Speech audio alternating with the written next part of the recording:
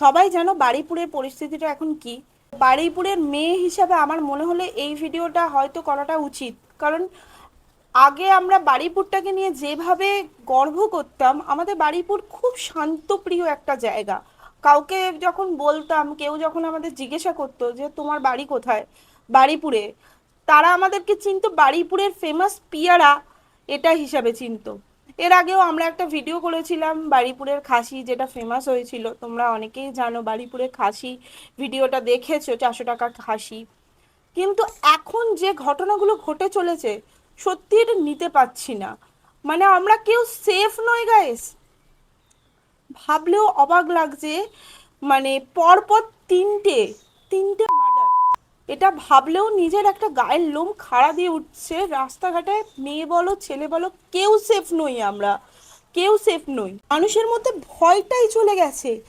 মানে আগে কি হতো, আমরা এই ধরনের চিন্তা ভাবনাই করতে পারতাম না, আর এখনকার দিনে এই বিষয়গুলো নাকি কোনো রকম কোনো ব্যাপারই না। একটা শোক কাটিয়ে উঠতে পারছে না, আবার একটা শোক।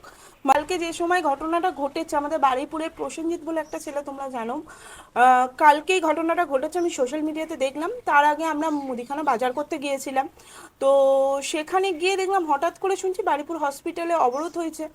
তো কি হয়েছে আমরা তো মানে জানতাম না। তো অনেকে বলছে যে ওখানে নাকি কোনো একটা বাচ্চা ছেলের গলায় চাকু চালিয়ে দিয়েছে। মানে একটা বাচ্চা, ভাবো, মানে বন্ধু বান্ধবের মধ্যে এরকম কি করে।